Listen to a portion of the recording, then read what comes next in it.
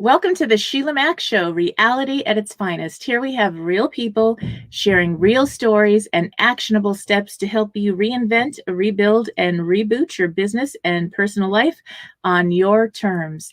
I'm your host, Sheila Mack, and today we have a guest, Jonni Redick. And Jonni is a leadership coaching and consulting specialist. She enhances personal and professional performance to build resilient leadership for the 21st century for organizations. She is the founder and CEO of JLConsulting Solutions, where she develops corporate cultures that empower teams, enhance leadership, resiliency, building trust and legitimacy internally and externally. She has 29 years career history in law enforcement, where she became a police executive within the top 1% of her organization of over 1,100 employees and industry-wide, in the top tier of women leadership in policing. She blends her life of being a biracial feminine police chief into her leadership speaking engagements surrounding DEI, gender equality, and her balance of work life in this very dangerous profession. Her progression from frontline police work to executive leadership in a large state agency serving the entire state of California generated her passion for building resiliency in organizational cultures. She has provided consultation, coaching, and training for thousands of personnel in the corporate, education, and government nonprofit sectors. All right, welcome to the show, Jonni. Yeah, welcome. Thank you for having me. Wow. So that's quite a career. So one of the things that I like to start off with the show is the show started with my best-selling new book, Bootstraps and Bra Straps, the formula to go from rock bottom back into action in any situation. And of course, this last 12 months, I think we've had every situation that we could never even imagine before 2020. And so I'd like to start off with maybe if you have a story about your business or personal life where you hit a tough situation and how you got back on track. Yeah, no, thank you. Yeah, so I was thinking about this, and when I was early on in my career in law enforcement, I came on at 21, and I remember a very dark period in my life, which I thought was momentary, where I felt isolated, I felt alone, I felt overwhelmed by the gravity of the work. We see a lot of death, there's a lot of stress. There's a lot of hypervigilance that takes place in policing. And, I was 21, just turned 22. I was living away from home and I was experiencing depression. And I didn't realize what I was experiencing, but I was having thoughts of wanting to take my own life. And, I have a gun, I have the ability to do so. And it was a very difficult time. I didn't realize what I was experiencing. And some of the things that helped kind of pull me out of that moment were a simple change in my environment, a change in the things I was doing. I was working graveyards for a long period of time. But what I didn't realize is that cumulative experience over 29 years, I didn't really address it. I didn't go to any kind of counseling. I didn't really speak to anybody. I stayed silent because in policing, if you have a psychological issue, you could lose your job. You could have your, weapon taken away from you. So I was afraid to share it with anybody. And I was embarrassed as well because it seemed like something I should cope with. Well, fast forward about 20, probably 15 years, and I had an officer who was killed in the line of duty in one of my commands. And it was extremely traumatic for the family. I mean, it's indescribable. But what I didn't realize for myself was because I didn't address what I was experiencing early on in my career, and then the accumulation of all the other traumatic events that I'd experienced in those 15 or 17 years, when this incident happened, it literally shattered and devastated me internally. Externally, I tried not to let anybody see once again because I'm in command leadership. Right. But inside, I was crumbling. And I realized for the first time, I couldn't solve this one on my own because I was having those thoughts again in a very, it was bigger, it was magnified way. And so, I'm a believer in Christ, so I have a faith. However, I felt so far away from any type of help in that way. So I sought out therapy. I went to go see a counselor, which again, it's confidential, but I also didn't want to tell anybody because I didn't want anybody to think psychologically I couldn't function and do my job. You know, there's a standard of expectation of what you should do in policing, and I was a female commander, and I was the first female commander in that particular command.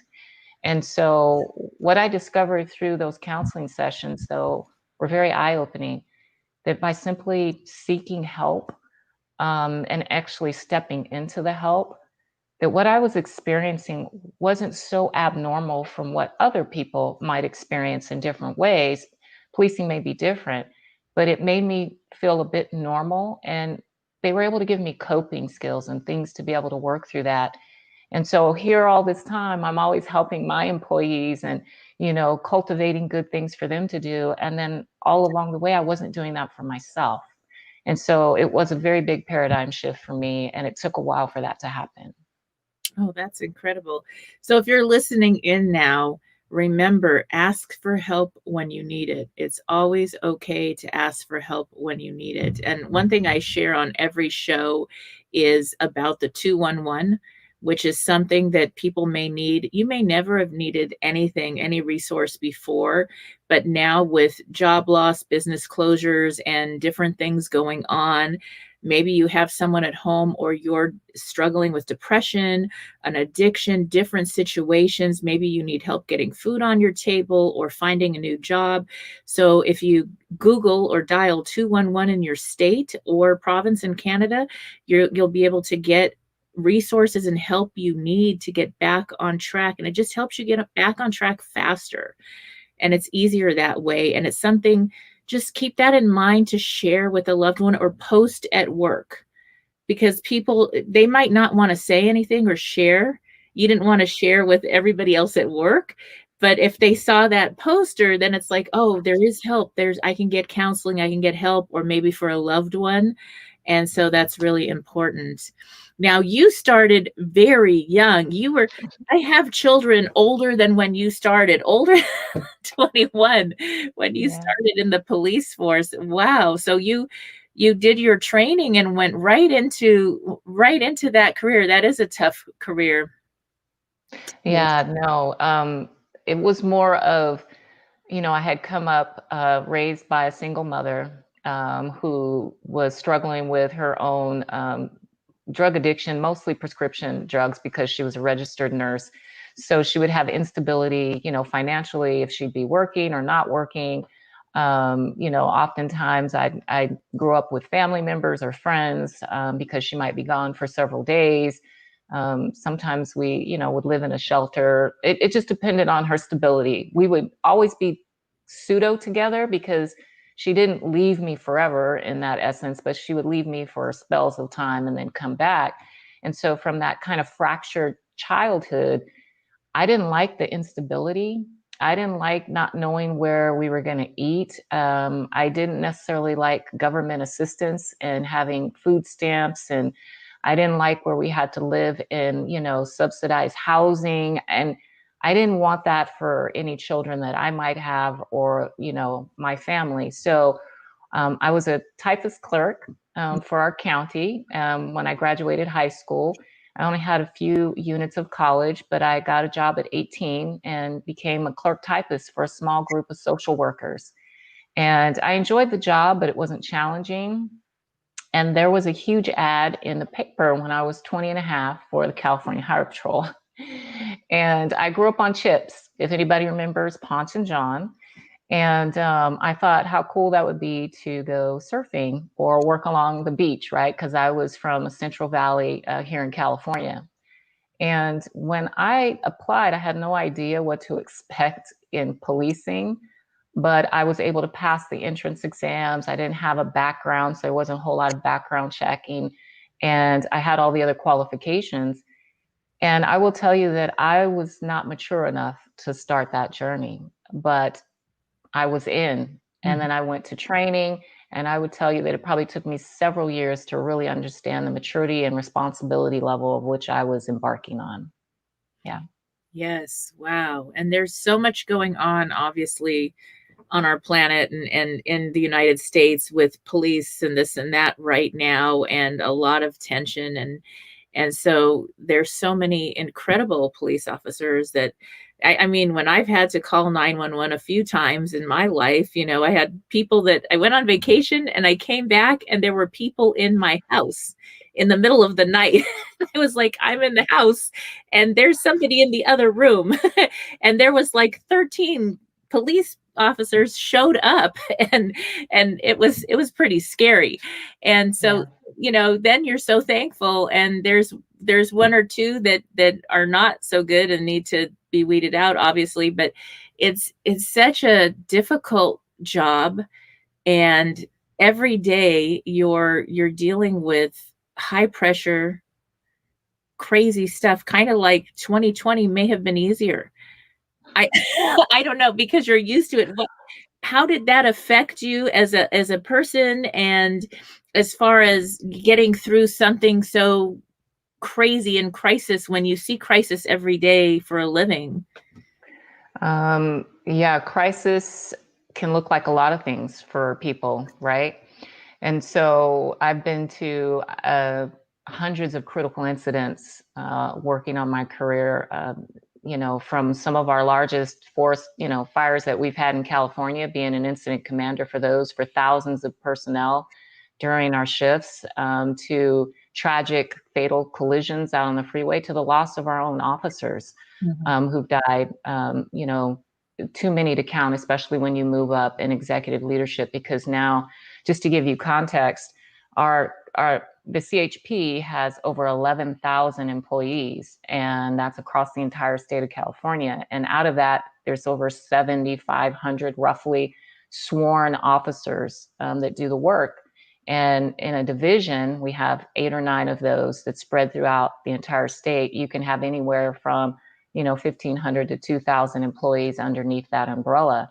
And so that amplifies the number of crisis experiences that you have versus maybe your own when you're working. And so 2020, and now, of course, 2021, with the pandemic and the social unrest and the divisiveness in our country, Mhm. has created a trauma on people that will take a very long time to heal. And everybody can experience it differently.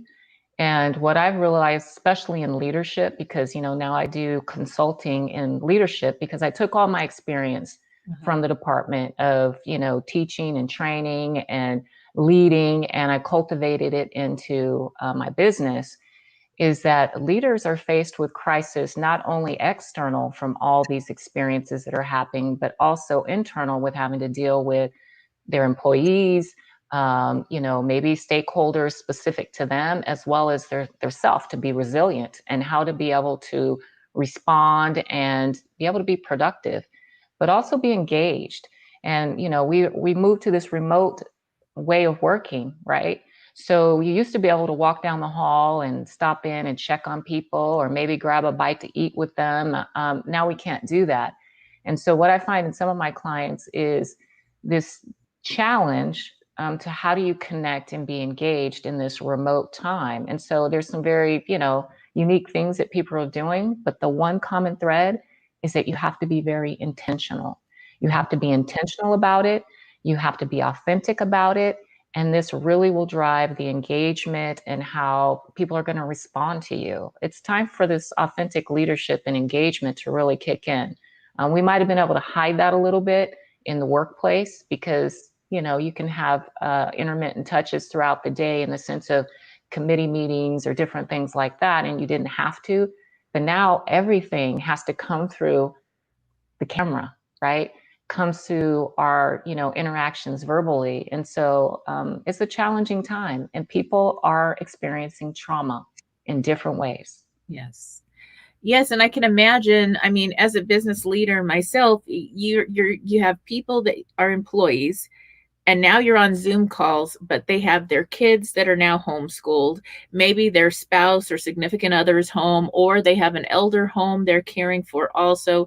So there's some kind of chaos going on in the other room usually, and they've got to deal with doing work and staying focused and on track in a different environment. An environment makes such a difference in your work life. And then you're kind of pulled into so many different directions. So I'm an entrepreneur. Most of my life, I've been an entrepreneur. It's a little different if you've had that skill than if you go to work every day and you have that structure. So now there's less structure and there's more to do than ever. And that's where that leadership that you're consulting on really can help people, even in a smaller business, to get on track. I would imagine.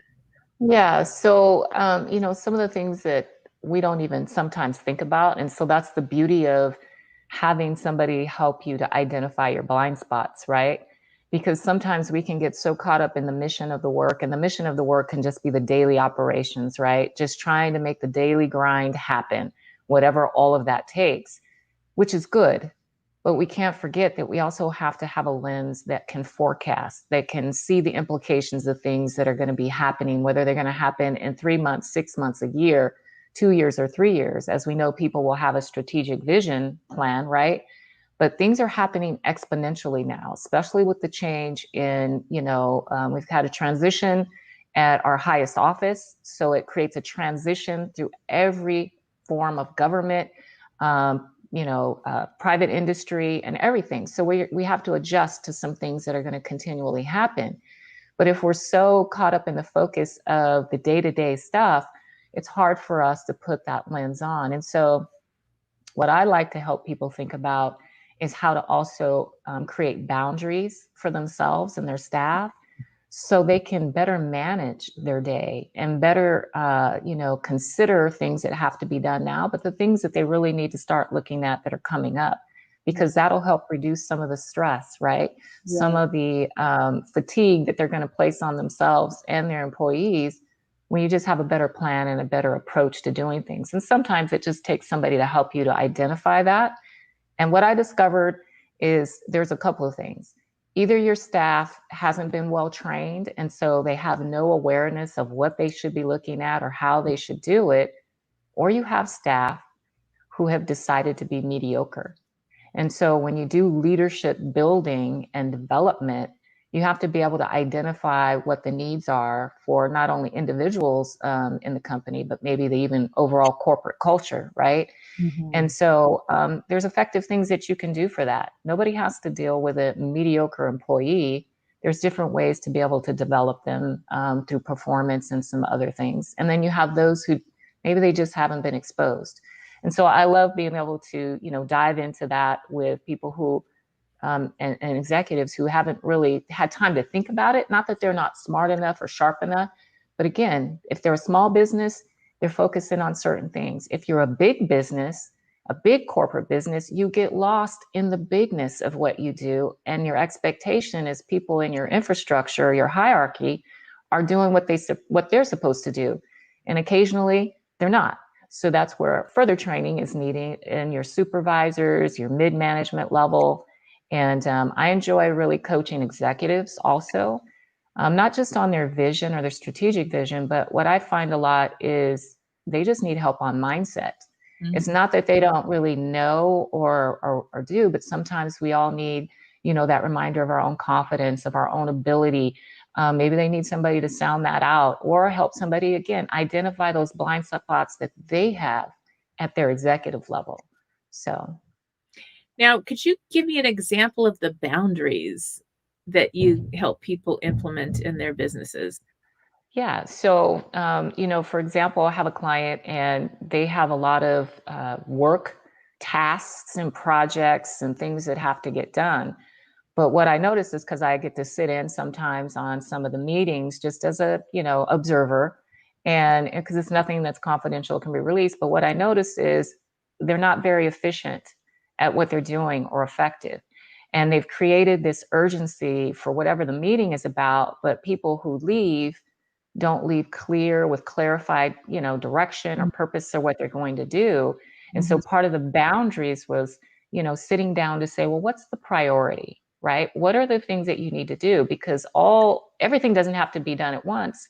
Because if you don't create boundaries by creating better priorities, better time management when you're having meetings, and boundaries for yourself on all the work that you're putting into to Right. do something that's not going to be effective or efficient or have good outcomes. And so what we do is we just practice those things, because some people don't know how to make something a priority. They don't know how to necessarily say, this is more important and that can wait. And so we have those conversations to be able to identify that. I also find boundaries are important personally for leaders in their life, because we can find ourselves pulled to do so many things. We're on committees, maybe we're helping with things with our family or our children. We're also trying to promote, maybe. And so, even further, because I can be an executive, but maybe I'm not number one, but I want to be number one. So Mhm. now I'm drawn to say yes to a lot of things, when in actuality, I don't have the capacity to say yes to anything else. So creating healthy boundaries around your own desire to, go up in an organization, but how to be effective with the boundaries, because we don't want to say no to everything, but it's also how we say no, right? Mhm. And owning our own space and owning our own voice to be able to do that. So there's the ones we do professionally in the work environment for ourselves to be effective and efficient, for our staff and our teams to create healthy boundaries, but then also personally, what those might look like. And that's just a series of working through, people and their specific goals and things they're trying to do. Yes, and I think this year, or starting last year, that line has really changed, because now with family home, the boundaries have shifted. You don't get to have you don't get to have the boundaries you did. You may have children at home. I have college kids that the dorms closed, the college is closed, and they're home, and I'm enjoying every minute of this bonus time with my kids. It's like you have this relationship with your adult kids and you get to know them in a different way. And we're doing fun, crazy things and getting through this. And I'm having a blast with it, but it's difficult because it's such a hard time emotionally for young adults to not be able to go do college stuff that they love. I mean, I have really good students, good kid. I have 6 kids, 3 are adopted, 3 are mine. They're all mine now, and so they're used to doing so much. And they actually were able to get jobs now, not because they really have to work. They're still doing full time, but they're bored. And they were like, Mm. "Hey, I can get out of the house to go work because it's so difficult to just be home." Yeah, absolutely. I mean, you have to find some innovative ways to, keep your mind busy. So, me and my husband have a blended family. We have 5 altogether. So I have 2 and he has 3, and they're all young adults. And very fortunate that, all of the young adults that were, working were able to keep their jobs and work remotely. Yeah. But my daughter, who is 24, has anxiety, and she's had it since a very young age. And of course, it, became worse during the pandemic because everything began to shut down. She wasn't able to actually go into her job. She had to work from home. Her social life, of course, like everyone else's, was shifted incredibly. And so just really staying engaged with her to find positivity and Mhm. gratitude, things to be grateful for, things to be, thankful for in the day, all day long, right? And then also interactive things for her to do so she can still be connected to her friends, and you can still socially distance, wear your mask. You can still, go out to the park or do whatever. You just have to do it in a different way. But just really trying to keep her engaged, even simply walking around your apartment complex 2 or 3 times a week. She's young, she doesn't need to, right? Because, they can eat and do whatever they want and, Right. not have to do anything. But I told her, for your mental health, to also to, get your energy back up and free the sunshine to get on you. These are all the things that are simple. And I said, if you think about the people that can't do that, it makes you grateful and want to be able to go do it because you can. Because there's a lot of people that aren't across the entire globe. Everybody doesn't have, the opportunities that you do that we take for granted. So don't take those little things for granted. Lean into them. Right. That's incredible. And I have a daughter that exact same age. So I know what you're talking about. And Yeah. she's never walked so much in her life. When we were stuck at home and everything was locked down at first, we both walked a lot, and then we have a Peloton, and I think that was our saving grace. It was mental. It wasn't even about physical. It was mental, like just to actually go take a walk and get on the bike and just get away from being in the house. It Absolutely. really helped mentally. So now you had this incredible career and you raised children at the same time. So for moms and dads even listening in, do you have any advice for how to have a career and raise kids at the same time? Any pointers that you learned throughout that season in your life? Yeah, so maybe I will share things for you to consider that you might do differently too. Because, of course, sometimes we don't realize the impact that we have until after it's already happened. So, being in policing, it is a 24-hour, 7-day-a-week job. So I would work graveyards, I would work, long days, long hours, and hardly see the children sometimes. So when they were younger, I tried to work a graveyard so I could compromise and they would be asleep when I'd be at work. And then I would be able to see them in the morning before they went off to school.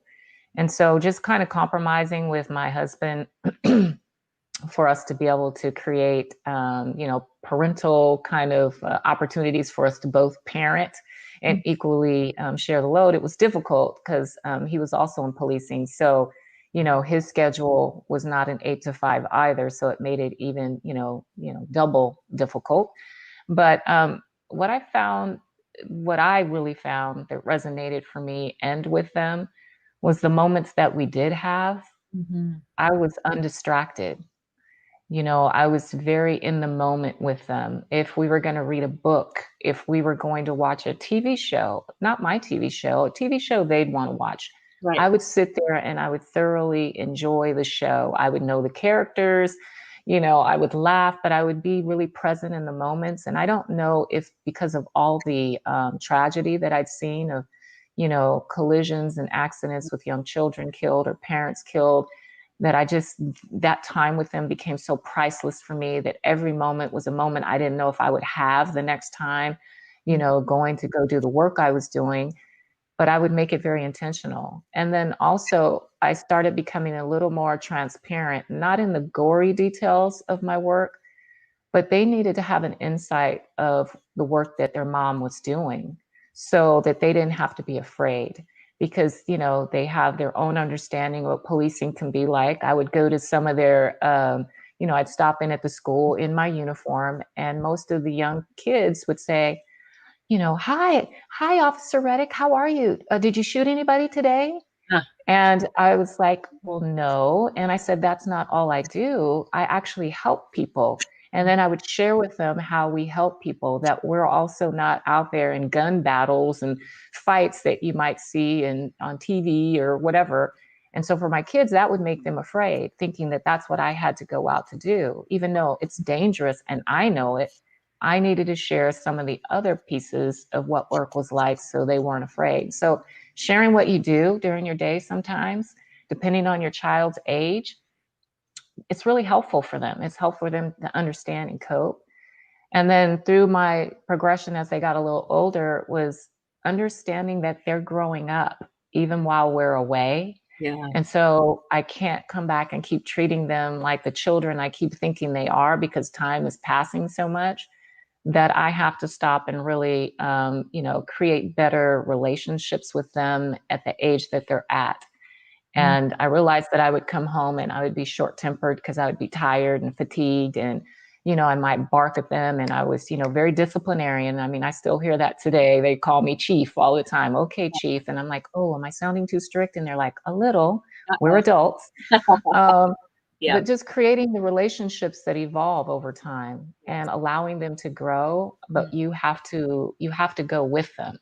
And so all of that really helped me to have balance so that my son, who was oldest, understood it. I needed some of his help sometimes to be able to help with his sister. Yeah. And then, relationship wise, my husband and I were married for 18 years. Mhm. And then we divorced. It was a very tough 18 years because, again, we were both in policing. We both were experienced to a lot of cumulative trauma, and we were both trying to be really good parents. We are very good friends, and we raise the kids together, which I am so blessed to be able to say because not everybody gets that, after a divorce. But I would say in your relationships is to also be just as present, just as respectful of one another that you can. And if you can't do it alone, ask and go get help, Yes, especially if it's something worth saving. So definitely. Definitely. That's beautiful. And it is so important. And to have time with our kids is priceless. And something, bring them into your business, talk about what you do. I mean, we just had our political season and like we have a new administration and all that, and yeah. whatever you voted for, whoever, um, bring your kids into it, share about what's going on. I think they're scared a lot of times, with even my young adults, like all that's going on. If you have these really important discussions and talk about it as a family, it's going to help bring some peace, and so that they know that they're safe and that it's okay. And if you're involved with politics, or you're involved with even your bills, if you share these things, this is such a learning opportunity right now. I have something in my eye. Oh. It's a learning opportunity. Well, That, and that's one of the things that most, when we think back to school, even, right, to high school, we don't really learn about life. Most of our education is about, math and science and history and, these different things. But really, it's up to us to kind of share what life will really be like if we really want them to be prepared for it.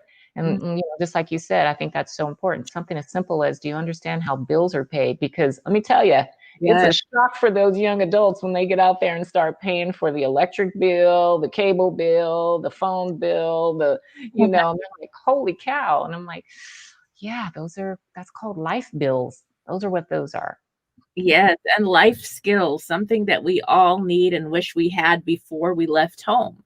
So this is the opportunity to share that with your kids. I know I had gift stores for many years. I started when I was 23 and I ended up opening 5 and Mhm. running them, and my children helped. That I'd be like, "Okay, we're going to pick out merchandise and we'll have one room that we had sections." And so one section was a game section for educational toys, and the grandmas would all buy for their grandkids, and my kids would get to order all the toys, and they'd come into the shop on the weekends and they'd play games, and and everybody, they'd say, "Oh wow, look, they're learning math and they're playing games," and they'd buy the games, and they were part of the business, and they're all business minded and got to manage. You were building leadership. Yes, and it's just they understand, and also we talk about the budget and reality. And so when there's a tough year, or okay, there's a crisis and you got to pay a medical bill for somebody in the family, or whatever happened, they get it, and they'll help out, or they'll understand if you can't buy the latest greatest. And that was always something we were really open about, and it was easier than it being a big secret. Yeah. Yeah. Well, so I noticed the questions that my adult children are asking me now Mhm. and the things that I try to share with them about the profession, because I also adjunct teach for the University of San Diego at in their graduate program for law enforcement and public safety leaders. So those are executives that come up from all across the country and are part of this online master's graduate program.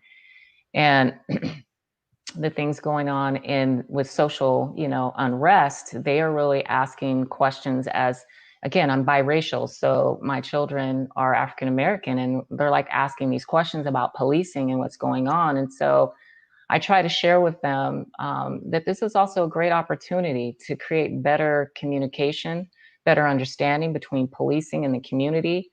And I said, that's why I stay engaged. That's why part of my leadership work is actually working with, community leaders and community groups with policing and bridging the conversations and having understanding and bringing new ideas and helping to also change paradigms in community towards policing and Mm. policing towards the community. Because we've talked about, community oriented policing for decades and how we should engage with the community, yet we're still having this very big rift with particular segments of the community.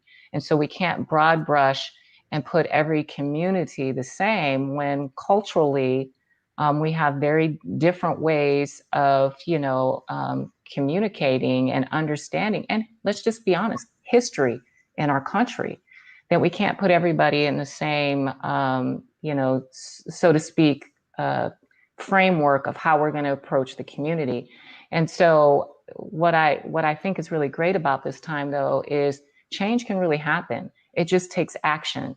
We're having lots of conversations, we're having lots of dialogue. I tell them, I said, but we need action. And so we need some ideas, we need solutions, we need, better ways to think about things that people aren't thinking of. And I said, young people play a huge part in what that looks like to be able to bridge connectivity with your group. My son is 28, going to be 29. Mm. And so I'm saying everybody has some accountability in this. Absolutely. Is there a space in the policing profession for improvements, for better work? You betcha. They do a great job. We have over 700, 900,000 sworn officers across the United States doing work in 18,000 police departments, right? And so, yes, we have those who are racist, who are biased, who are doing things that they shouldn't. But we have a large body of people who don the uniform to go out and serve and Yes. be of service in a very noble profession. They could still use additional training, additional understanding, better ways to go about doing business. So I think everybody's open to that. I just think it's the message being delivered can be received differently depending on the messenger. So I love putting myself in the place to be a messenger that can be heard on both sides and help to find the common ground that's needed to make the improvements. And so I've had several opportunities to do that, especially recently. And, I encourage people who struggle with being the messenger or being able to find the common ground themselves to bring somebody else in that's an outside, third party that can help to do that for you. It's very effective. Yes, and it's something that I have a rainbow of children at home, and my youngest son, who was my birth son, and he actually passed away from a heart condition last year, but he went to a summer school to catch up because he failed a class when he was in, I think it was high school or middle school, one of those two.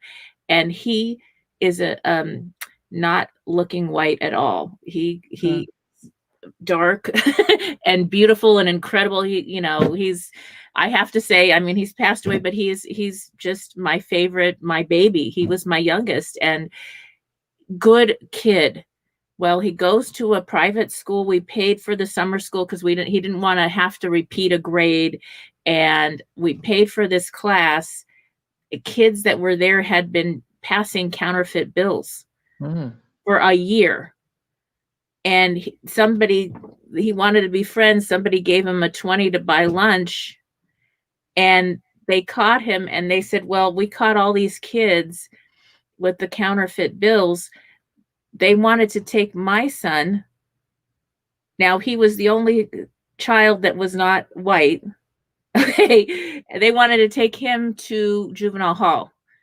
And I said, well, I'm going to call the news and I'm going to call my lawyers, because if you're not taking the other kids, you're not taking my son.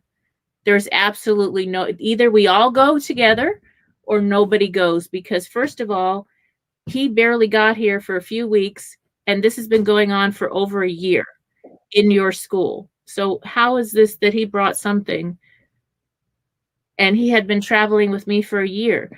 So there's not a possibility, and so, but there was a difference. And well, absolutely. And that's part of the, disparity that we want to bring out in conversations so that systemically there can be changes institutionally, whether they're a criminal justice system, an educational system, a corporate culture, whatever that looks like, to create better, equity and fairness, and inclusivity.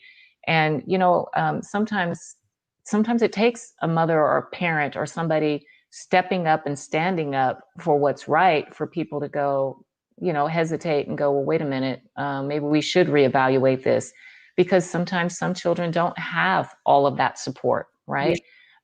And so I just think it's really important that, for all of us to be a part of the conversation, but especially after I retired, I didn't want to just go be in Maui on vacation or, working in my garden. I Right. accumulated all my experience, my skills, my knowledge, all of that to be able to continue to contribute. And I contributed to, like I said, nonprofits, corporate, C-suite. But law enforcement is really the place of my niche. This is where I, work with a lot of executives, especially police chiefs and their organizational culture, on really identifying these things that can make change. Because that very thing that you and your son had to experience, this is what still many are experiencing when they have an interaction with a police officer. Does not make him a racist. It just makes him, he has implicit bias. He is treating someone differently because of their background, their culture, their difference from them and what they're comfortable or used to. And I know you've had individuals on talk about emotional intelligence and the extreme importance of that. It is extremely important that we continue to have training, more training on emotional intelligence, so that we can slow down and actually interact and engage with people in a humanitarian way, versus always feeling like it has to be this warrior versus guardian, especially in policing. Right. I really feel like the police should be something where you feel safe. And the And majority of the time, you do. it really is. And it's, we want to be able to call 911 and be able to get help. Now I shared 211 for resources, and we want to be able to have these resources and really have them keep people safe. That's the really important thing. It could change somebody's life. It could save so many lives. We have to have something, somewhere to call.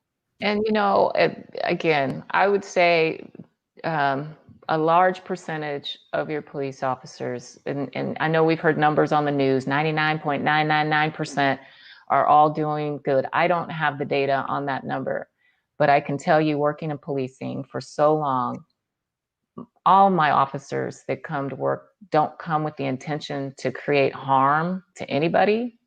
But you do have opportunities and moments throughout your career where your behavior and your conduct, if not addressed, can become a slippery slope on how you're going to treat people, period. How you're going to treat people, right? And you can treat them poorly and indifferently, or you can actually cause harm to them. And this is the thing that we're dealing with. Again, there's probably pockets of racism. There's probably lots of implicit biases. But to me, it's really this very inappropriate, unprofessional way that we treat people that is actually allowed, that progresses in an organizational culture. If you don't address it, and you can no longer be complicit, because that's what silence is. Also, if we don't hold people accountable in any kind of performance reviews or immediate action taken when you see it, it allows itself to exacerbate, and that becomes your issue on how people are going to start treating people internally with other employees and staff, and externally with your consumers, your clients, the community, whatever that may look like. Right. And is there any, well, I guess, I don't know, since you're retired, but I'm wondering if there's any plans to offer more help and guidance, or psychological checks or something, so that if there's a situation and other officers report, oh, this one person I'm working with, whoa, this isn't working out, or they're having these issues, where they're able to get help really quickly now without pushback or problems that way.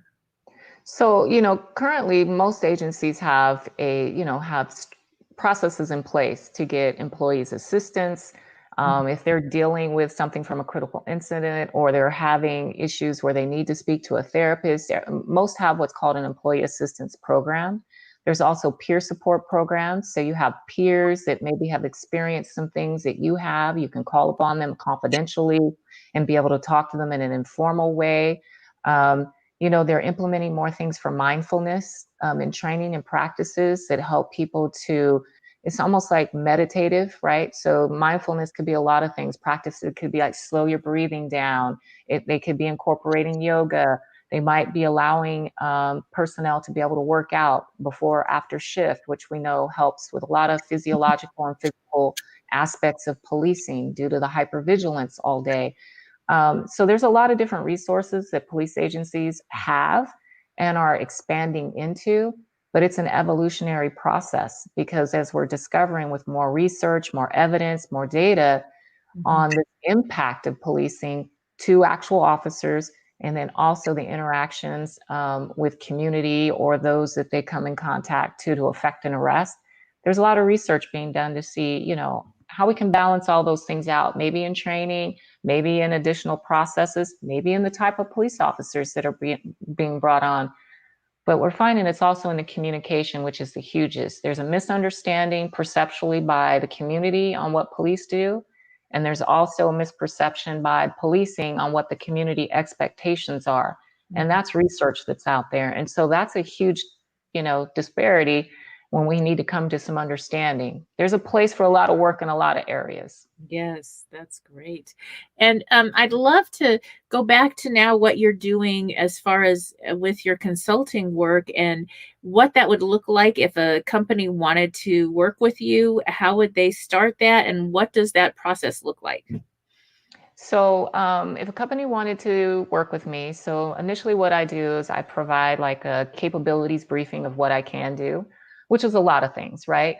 But I don't like to just throw everything at everybody. So I kind of need to have a needs assessment. So what are you actually wanting to solve? What is the problem that you're having? What is the challenge, that you may be facing in your company? Whether, like I said, it's you as the executive or it's you with your staff, or does it have to do with your organizational infrastructure or culture? So sometimes I will help them do assessments of processes and programs for better efficiency, identify streamlining, things that maybe they don't need any longer, but maybe there's some things that they want to try that are innovative. I do have, several clients that have issues with diversity, equity, and inclusion.